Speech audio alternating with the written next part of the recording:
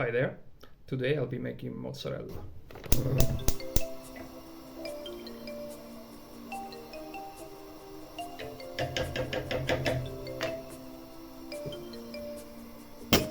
First of all, we need to make the milk acidic. Now there are many ways by which to achieve this. The one I recommend is by using 1 or 2 tablespoons of yogurt per liter of milk, heat it to about 45 degrees, and then let it rest for about 5 hours at least.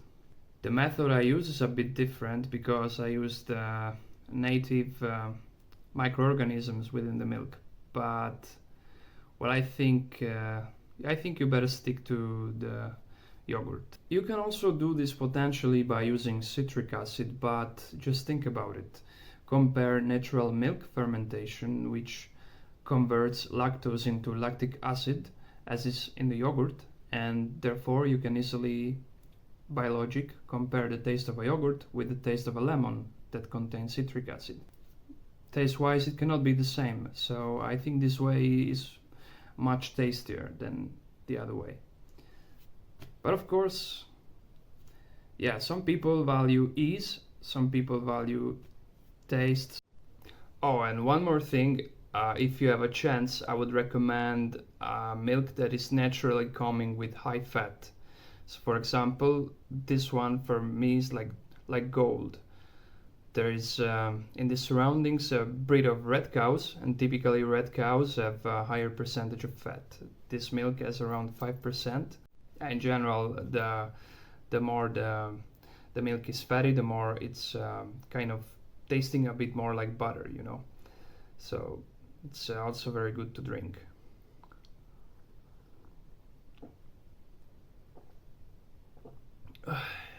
It's really delicious.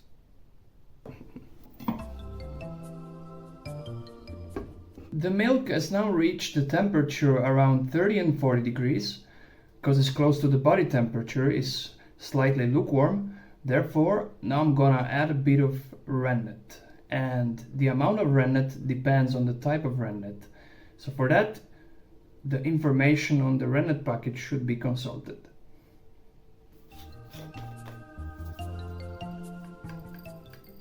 I mix the rennet with a bit of water, and boom, in it goes.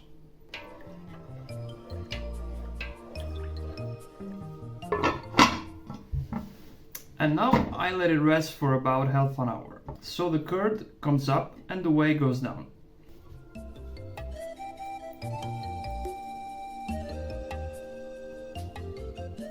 So this is the moment where you can see that the curd and the whey are separated.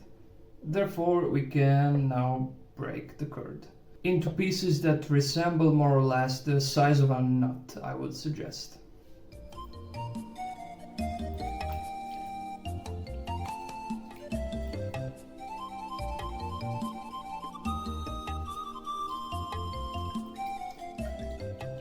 Should be alright.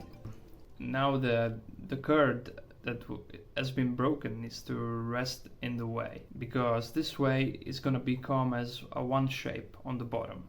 So it needs to stay there in the whey for about half an hour at least. So now I'm gonna prepare a 1.2% brine for later and store it in the fridge.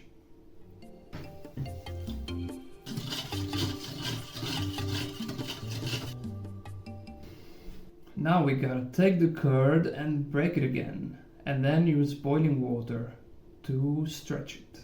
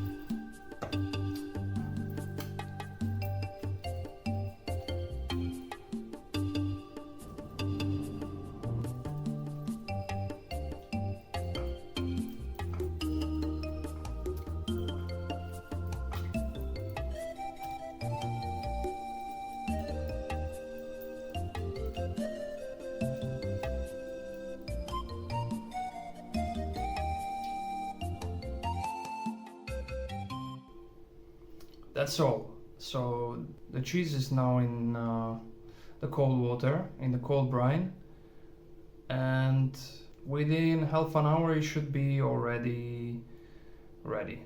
But I have a recommendation to try a bit once it's still warm, because I think the taste is really outstanding.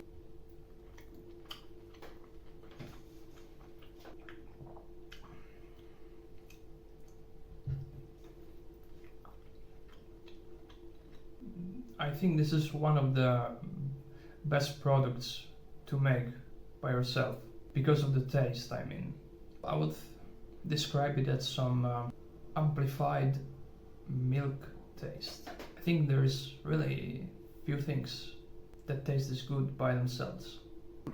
Final notes here. I give you all the essential steps for you to make a really good mozzarella actually. As I mentioned at the beginning, I don't use a yogurt starter, I use a starter made from the microorganisms living in the milk itself. So my goal was only to provide some essential steps to make this cheese, which I did.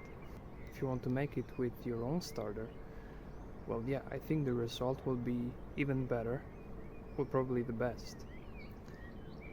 But it will be a lot more difficult because there are many factors, and I think there will be a lot of failure and a lot of attempts needed.